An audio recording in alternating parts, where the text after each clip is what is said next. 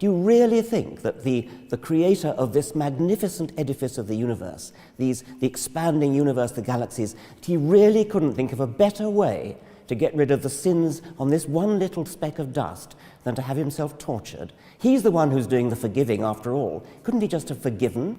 Because this is a moral universe, Richard, and just forgiving doesn't make sense. I mean, he has to kill himself in order He to... doesn't kill himself. Or get himself killed.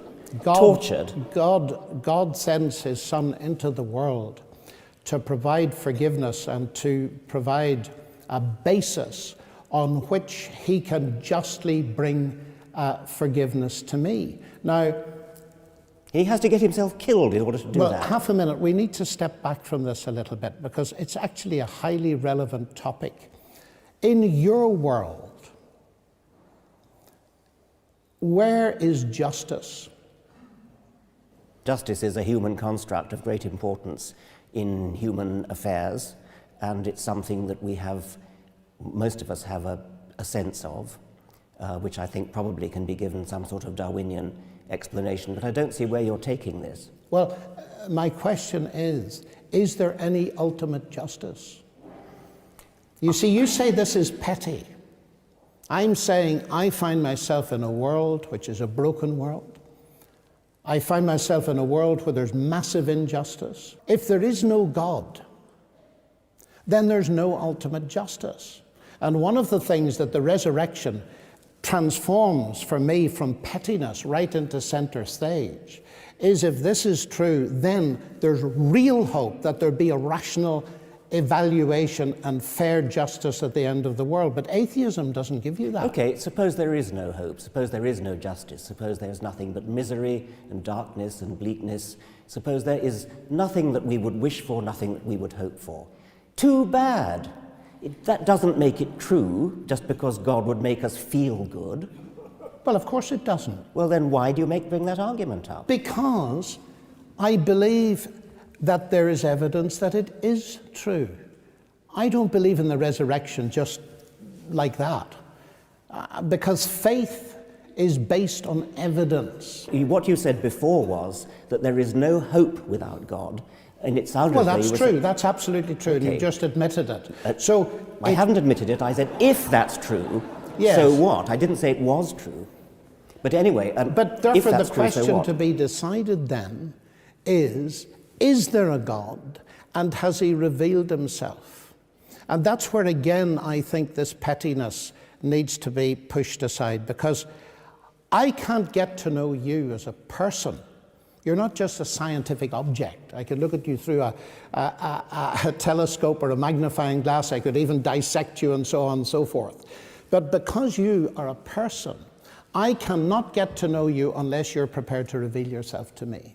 So the fact that the claim of Christ to be the truth, to be God incarnate, that makes perfect sense to me, because if there is a God who invented this wonderful, marvelous universe with all its science and all the rest, then he has taken the initiative in getting to know us and revealing himself to us. And he's revealed himself to us at the level we can understand. We're persons, he's a person. That at least makes sense. So one of the very important questions to ask is that really true, or is this simply myth and fantasy? Well, myth and fantasy for me. Yeah, well, do you know, that disturbs me for the following reason. Reading your book, The God Delusion, you say that it's under scholarly dispute among historians that Jesus actually existed. Now, I checked with the ancient historians. That is not so. And it disturbed me. History is not natural science. But what I don't understand is this, why you would write something like that. I don't think it's a very important question whether Jesus existed. There are some historians, most historians think he did, some historians They certainly do. I couldn't find an ancient historian that didn't. Well, there are one or two, but I don't really care, actually, because precisely because it's petty. I mean, if you could possibly persuade me that there was some kind of creative force in the universe, there was some kind of physical, mathematical genius who created everything. The expanding universe devised quantum theory, relativity, and all that. You could possibly persuade me of that. But that is radically and fundamentally incompatible with the sort of God who cares about sin, or the sort of God who is interested, who has the slightest interest in your private thoughts and wickednesses and things like that. Surely you can see that a God who's grand enough to make the universe is not going to give a tuppenny cuss about what you're thinking about and your sins and things like that. So you think that morality is not important? Of course I don't think morality is not important. I'm well, a human being. Sounds like you're saying it isn't important. I'm a human being, and I live in a society of human beings, and within a society of human beings, morality is of course important. But we are one of billions of planets on a huge scale, and a cosmic God who bothers about this kind of human scale is not the kind of God that is compatible with a scientific view of the universe. It's a medieval view. But do you think that size is the measure of importance? Incidentally, on a logarithmic scale, you're about halfway between the atom and the universe. So if God thinks in terms of logarithms, your point falls, I think. I mean, this is in a sense an emotional argument we've come into now. And I don't think so at all. If I were going to respect a God, it would be the kind of God the sort of God that Carl Sagan might have worshipped, not the sort of medieval God who fusses about sin, the obsession with sin and righteousness and sort of, I keep coming back to this word petty, and I stand by it. We need the evidence. We need the evidence. And what I'm suggesting to you is that we do have evidence. We have it in science, part of God's revelation. I get the impression that you're not taking history really seriously. Otherwise, you'd interact with it. And I'm trying to get to the basis of why that is so, because you regard what Jesus has done and who he is as petty. And I find the contrast between standing tall in a silent and cold universe with no hope, believing that your moral sense must ultimately be illusion. You're crying for justice because most people will never get it, because death ends everything. The contrast between that and enjoying the friendship, the personal friendship of God, and knowing that ultimate justice will be done, is immense. Well, but the basic question is it true or not? Yeah, that is the basic question. It is completely irrelevant if it's comforting, if it gives you hope, if it gives you happiness. That has nothing to do with whether it's true. That I agree with entirely. So we need to know whether it's true. Yes. Now, when you look at history, and let's leave aside, maybe I alluded to the possibility that some historians think Jesus never existed. I take that back. Jesus existed. However, if you're going to say that Jesus was born of a virgin, that Jesus walked on water, that he turned water into wine, that is palpably anti-scientific. There is no evidence for that. And if there were, you would be, well, I mean, no, there simply isn't any evidence for that, and no scientist could possibly take the idea seriously. I can make it worse for you. I know you can. Because Jesus actually claimed to be the Logos that created the whole universe. And if this is the Creator incarnate, making water into wine and so on is really a triviality. The more fundamental thing is the fact that he claimed to be and gave evidence that he was God. When you say it's anti-scientific, I don't think it's anti-scientific at all. Science cannot say that miracles do not occur. It can say they're highly improbable. But nobody is claiming that these things occurred by natural processes. They occurred because God fed his power in. Nor did the whole universe, if we look at it, occur in that sense by natural processes. God created it. We study all the natural processes within it. So when you say it's anti-scientific, I think it's not anti-scientific. What I mean by that is that if, and when doing science, we constantly have to keep in mind that at any moment there might be a little magic trick slipped in. That would completely nullify the whole enterprise of science. Oh, I agree with that. But well, you see, that's what you're allowing then. No, I'm not allowing that at all, because in order to recognize what the New Testament calls miracle, a special act of God, you must be living in a universe that has regularities and that we recognize them. I agree with you entirely. Otherwise you wouldn't notice the miracles. That's exactly true. Yeah. You wouldn't recognize if dead people were popping up all over the place. You wouldn't think it was very special. But the fact is you need two things, not one. You've got to have regularities which we call the laws of nature, although they're not causes. They're in a sense descriptions that we can use.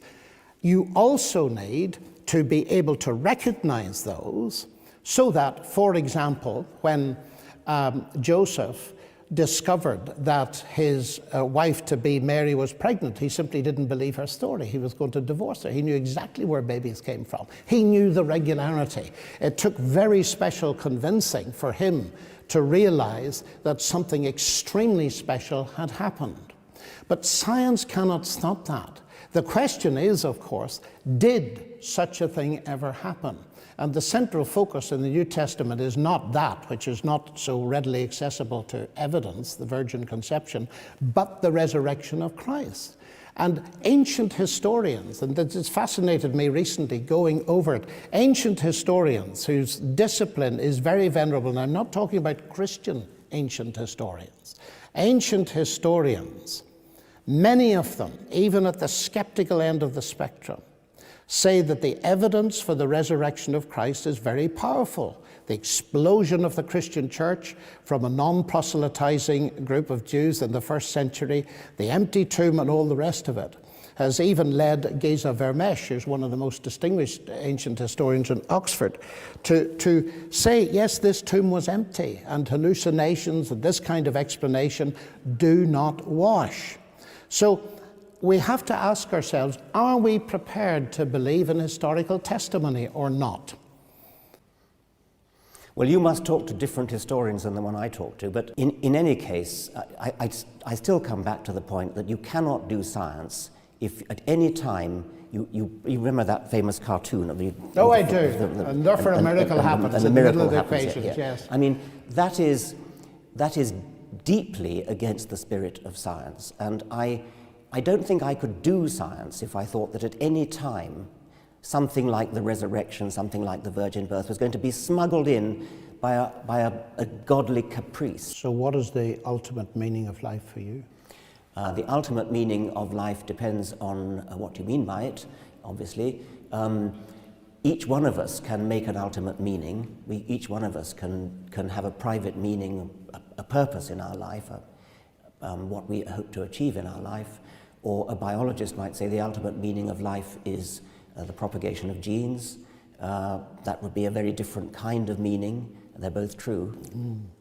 I suppose the basic question for me here is, what is the nature of ultimate reality?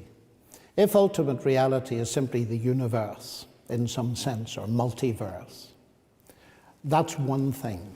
And I am at a loss to understand how you get from simple atoms, elementary particles, and so on, to a brain, let alone a mind, the I, the person. And we don't understand what consciousness is, and so on. I don't begin to see, and I don't think scientists begin to see, how you can get to something that even understands the concept of meaning. But I can understand it if behind the universe, the ultimate reality is not impersonal matter and energy that somehow has produced all this stuff bottom up. I can understand it if it's top down, as well as partly bottom up, and that is that there is a God who is personal, who is good, who is the source of life and meaning, and who reaches out to me as a person, and who, in fact, far from stopping me doing science, encourages the development of the mind that he has given me. And so meaning to me has all kinds of dimensions, as you would agree with, in my family, with my wife and my children and my work and so on. But it's not bounded by the 70 years and 10. It's not bounded by the death of the universe either. It's got an expanding horizon of hope. And that, to me, is the only thing that is worthy of the God that created this vast cosmos. That our lives are not going to be extinguished just like that. There is a beyond, and I can walk with confidence into that beyond because I have a real relationship that's got a firm basis with the God who invented it all. When you say faith is rational and evidence-based, I mean, if that were true, it wouldn't need to be faith, would it? I mean, if there were evidence for it, why would you need to call it faith? You'd say just evidence. And when you said that faith in relativity, in Einstein's theory of relativity, is evidence-based, that of course it is. But the evidence is all important. I mean, Einstein's predictions fit in with observed fact and with a whole body of theory, whereas we only need to use the word faith when there isn't any evidence. No, not at all. I presume you've got faith in your wife. Is there any evidence for that? Yes, on which you plenty. base it? Yes. Plenty of evidence.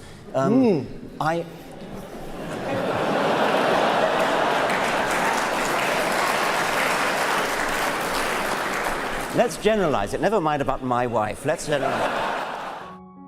最後まで拝聴いただき、ありがとうございました。